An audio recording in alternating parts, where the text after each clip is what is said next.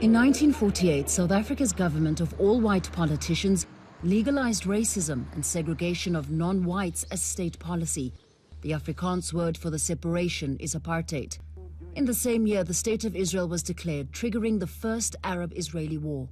Zionist military forces expelled at least 750,000 Palestinians from their homes and land, gradually capturing more than 70% of historic Palestine over several decades.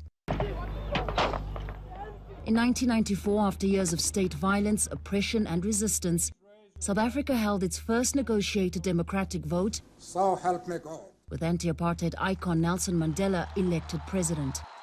What he called his long walk to freedom had arrived, but Palestinian land remained occupied. I promise to you, and I promise President Mbeki, that I will do all my best with all the Palestinians to achieve the real peace.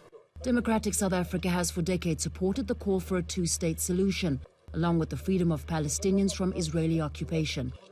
You have what we said, a similarity in South Africa and Palestine. It's both settler colonialism regimes. South Africa, you found that the international world, after some reticence, came and played a solidarity role in ending apartheid. We don't see the same with Palestine. And I think part of that is, in fact, the very nature in the way in which the Palestinian state was, well, Palestinians were disenfranchised. The war on Gaza since the Hamas attack in Israel on October 7 and the resulting bombardment killing close to 30,000 Palestinians led South Africa to the International Court of Justice, accusing Israel of genocide. Last month, the court in The Hague issued provisional measures against Israel, including the order to prevent acts of genocide. But as Israeli military operations extended into southern Gaza, South Africa requested the court issue additional measures. While judges noted that a potential new assault on nearly 1.4 million people in Rafah would worsen the humanitarian nightmare, the court declined to issue additional measures, saying Israel should comply with its existing order. It cannot be business as usual after the highest court in the land has made a pronunciation. The state of Israel should really re-examine itself and implement and comply with the court order. South Africa says Israel is in breach of the court's orders and the International Convention on Genocide. Fahmida Miller, Al Jazeera, Johannesburg. Arina Muresan is a senior researcher at the Institute for Global Dialogue, an independent foreign policy think tank. She specialises in South African foreign policy and joins us now from Johannesburg. Thank you very much for being with us on Al Jazeera. First of all, how important is this issue in South Africa? The plight of Palestinians clearly really resonates there, as we saw in that story. Why do you think that is?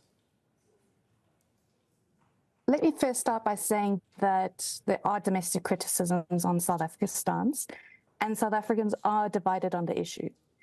But many South Africans do take immense pride that their country is part of such a landmark stance. And not only does it harken back to the anti-apartheid struggles, but it also looks forward to how the status quo of power is wielded and how norms have been politically defended according to interests.